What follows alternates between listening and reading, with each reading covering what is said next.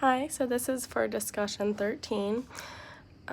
In the video we watched this week about Jenny, and the chaplain was talking to her father-in-law about what was going on, and Jenny's father-in-law and Jenny's husband both wanted to wait for Jenny to wake up to see what she wanted to have, what she wanted to do at the end of her last days, and they believed that a miracle could happen because they were people of faith.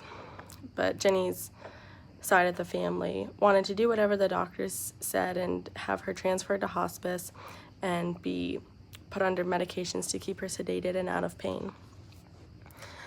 And reading through Reeman's stories this week, the three that stood out to me, the first one is A Question of Style, and in this story, Rachel was talking with a man who wanted to know what she believed about death and if death was the end. And Rachel talked about how she didn't think that death was the end. And I thought that this is an interesting story that we could bring to Jenny's family at this point. Most of her family is probably really scared because they think that this is the end for Jenny. But if they were to think that if Jenny died, that wouldn't be the end, then that might alter what they chose to do for her. And I think that goes into one of the themes of suffering and what to do about Jenny's suffering, if she is suffering, and how to keep her out of that. The next story I wanted to talk about is called On the Cutting Edge. And what I liked about this story is at the end, she talked about science and how she said science has cast a deep shadow over our ideas about life. And we have even allowed science to define our life for us. And what I liked about this is that kind of sounded like what Jenny's side of the family was thinking, that they just wanted to do whatever the doctors suggested and to do whatever the science of medicine suggested, that she was probably going to die and just needed to be in hospice. But I think this relates to what Rachel was talking about, the theme of mystery, and what Jenny's husband and father-in-law were thinking, that there's still a possibility of a miracle. And I think that that's something that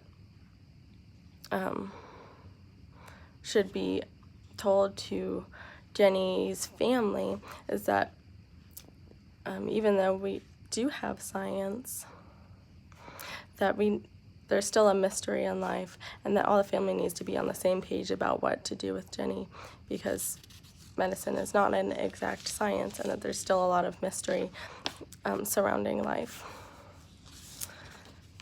The next story I wanted to talk about was the 36, and I wanted to talk about this story because of compassion. And at the end of this story, Rachel was saying that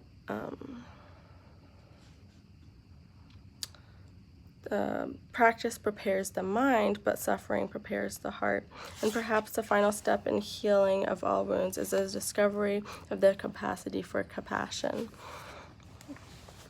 And what I liked about this story is that if I was working with Jenny's family, or whoever is working with Jenny's family, that if they have suffered and been able to find that capacity for compassion, that is something that could be really helpful in dealing with Jenny and her family. And even if we had not suffered in that kind of way, showing compassion to her family at this time, who knows how much that would mean to them, and later on what compassion they might be able to show for someone else. And I think that really goes into the suffering theme for this week as well. Thanks.